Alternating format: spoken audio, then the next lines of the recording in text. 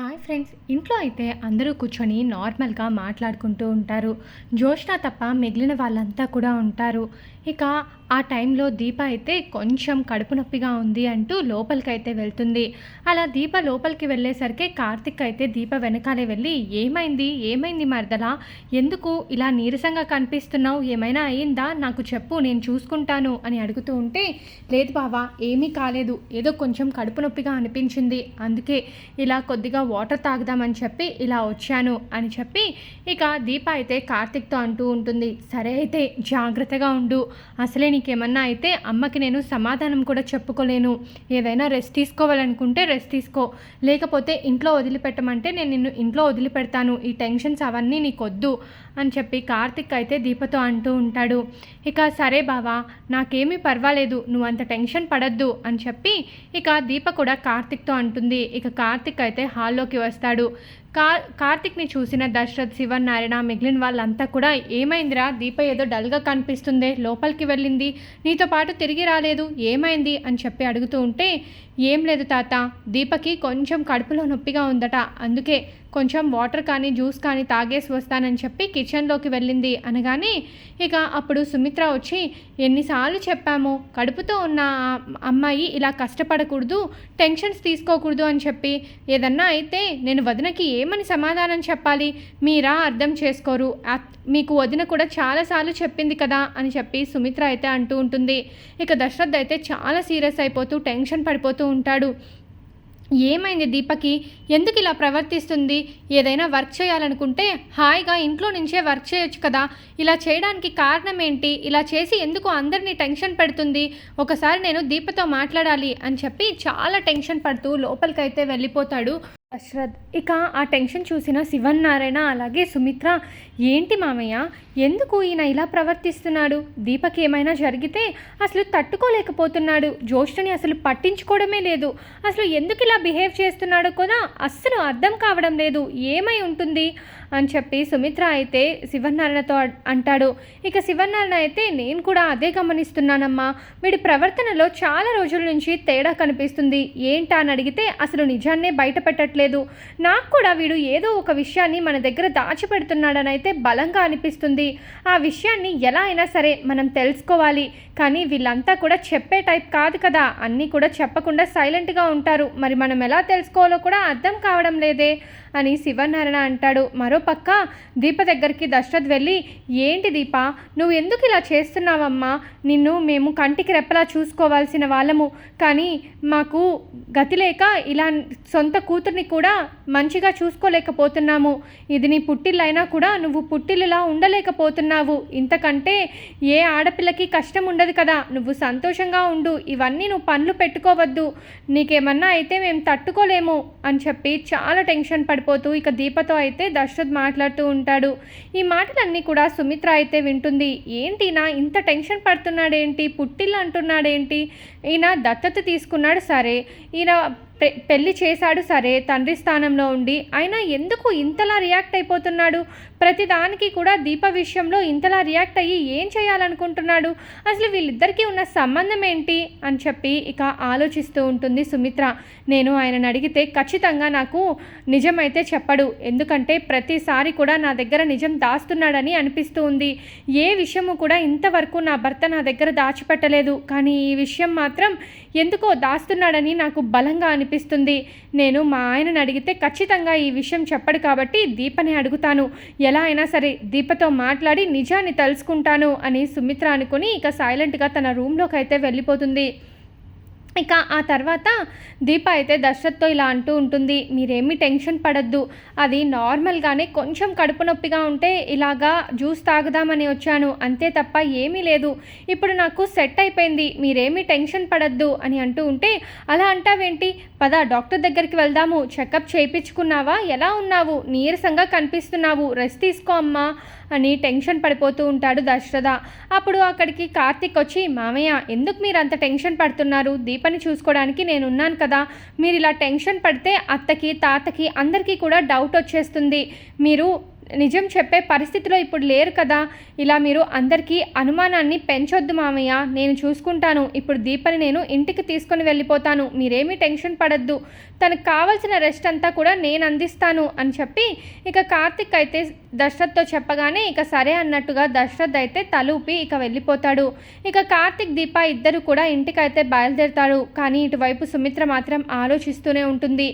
ఎలా నేను ఈ విషయాన్ని తెలుసుకోవాలి, ఎవరు లేనప్పుడు దీపతో మాట్లాడాలి, ఎవరైనా ఉంటే దీప ఖచ్చితంగా నిజం చెప్పదు, ఏం చేసైనా సరే నిజాన్ని అయితే తెలుసుకోవాల్సిందే అని చెప్పి ఇక సుమిత్ర అయితే అనుకుంటూ ఉంటుంది. ఇక దశరథ్ రూమ్లోకి రాగానే ఏంటండి దీప గురించి బాగా ఆలోచించినట్టున్నారే, దీప గురించి బాగా జాగ్రత్తలు తీసుకుంటున్నట్టున్నారే, దీపకి బాగా జాగ్రత్తలు చెప్తున్నారే, అయినా సొంత బిడ్డకి కూడా అంత జాగ్రత్తలు చెప్పరేమో, మీరేమో ఆ దీపకి అంతలా జాగ్రత్తలు చెప్తుంటే నాకెందుకో అనుమానంగా ఉందండి అని సుమిత్ర అనగానే, అనుమానం ఎందుకు సుమిత్ర, తను మన బిడ్డ లాంటిదే కదా, తనకి తల్లిదండ్రి స్థానంలో ఉండి మనమే కదా కన్యాదానం చేశాము, తనకి ఇదే కదా పుట్టిల్లు, అట్లాంటప్పుడు నేను తనకి చెప్పడంలో తప్పేముంది, మనం కాకపోతే ఇంకెవరు జాగ్రత్త తీసుకోవాలి చెప్పు, అయినా తనకేమన్నా అయితే నా చెల్లికి నేను నా ముఖం చూపించగలనా, తను దీపకు పుట్టబోయే బిడ్డ కోసం ఎంతలా ఎదురు చూస్తుందో నీకు ప్రత్యేకంగా చెప్పాలా చెప్పు, వీటన్నిటి కోసమే నేను దీప మీద జాగ్రత్త తీసుకున్నాను, అంతే తప్ప ఇంకేమీ లేదు అని దశరథ్ అనగానే ఇక సుమిత్ర అవునా అండి, సరే అండి అంటుంది. కానీ మనసులో మాత్రం ఏదో నిజమైతే వీళ్ళందరూ కలిసి నా దగ్గర దాచుతున్నారు, ఆ నిజాన్ని అయితే నేను తప్పకుండా తెలుసుకోవాలి, తెలుసుకొని తీరుతాను అని మనసులో అయితే అనుకుంటూ ఉంటుంది సుమిత్ర. ఇక మరుసటి రోజు అయితే కార్తిక్ అయితే ఇక ఇంటికి రాడు, తనకేదో వర్క్ ఉందని చెప్పేసి ఇక దీపని ఒక్కటే ఇంటి దగ్గర డ్రాప్ చేసేసి తనైతే వెళ్ళిపోతాడు. ఇక కాఫీ తీసుకొని దీప సుమిత్ర దగ్గరికి వెళ్తుంది. అమ్మ కాఫీ తీసుకొని వచ్చాను అని అనగానే, ఏంటి దీప నువ్వు తీసుకొచ్చావు, నిన్నే కదా నీకు ఆరోగ్యం బాగలేదని చెప్పావు, కొన్ని రోజులు రెస్ట్ తీసుకోవచ్చు కదా, మళ్ళీ ఎందుకు వచ్చావు, అటు ఆఫీస్ పని ఇటు ఇంటి పని అలాగే మీ ఇంటి పని ఇవన్నీ చూడాలంటే నీకు ఎనర్జీ కావాలి కదా, నువ్వు ఈ టైంలో ఇలాంటి పనులు బాధ్యతలు తీసుకోకూడదు, జాగ్రత్తగా ఉండాలి అని సుమిత్ర అంటూ ఉంటుంది. అలా ఏమీ లేదమ్మా, ఆఫీస్ పని కొంచెం ఎక్కువ ఉందని చెప్పి బావ చూడడానికి వెళ్ళాడు, అందుకే నేను ఇక్కడికి వచ్చాను, మళ్ళీ నేను కూడా వెళ్ళిపోతానులేండి, ఇప్పుడు నేను రెస్ట్లోనే ఉన్నాను, నాకు ఇప్పుడు అంతా బాగానే ఉంది అని దీప అనగానే, ఏంటి నీతో పాటు కార్తిక్ రాలేదా, నువ్వు ఒక్కటే వచ్చావా అని అడుగుతుంది సుమిత్ర. అవునమ్మా నేను ఒక్కటే వచ్చాను అనగానే ఇక సుమిత్ర ఇదే మంచి టైం, ఇంట్లో కూడా ఎవ్వరూ లేరు, దీపని నేను ఇప్పుడు అడిగి నిజం తెలుసుకోవాలి, లేకపోతే నాకు ఎప్పటికీ నిజం తెలియదు, వీళ్ళు నా దగ్గర పెద్ద నిజాన్నే దాచిపెడుతున్నారన్నది నాకెందుకో గట్టిగా అనిపిస్తుంది అని మనసులో ఇక సుమిత్ర అనుకొని ఇక డోర్నైతే క్లోజ్ చేసేస్తుంది సుమిత్ర. ఏంటమ్మా డోర్ క్లోజ్ చేస్తున్నారు, ఏమైంది అని అడగగానే, నేను నీతో కొంచెం మాట్లాడాలనుకుంటున్నాను దీప, నాకు కొన్ని నిజాలు తెలియాలి, నువ్వు అవన్నీ నాకు నిజాలు చెప్తావా అని సుమిత్ర అడుగుతుంది.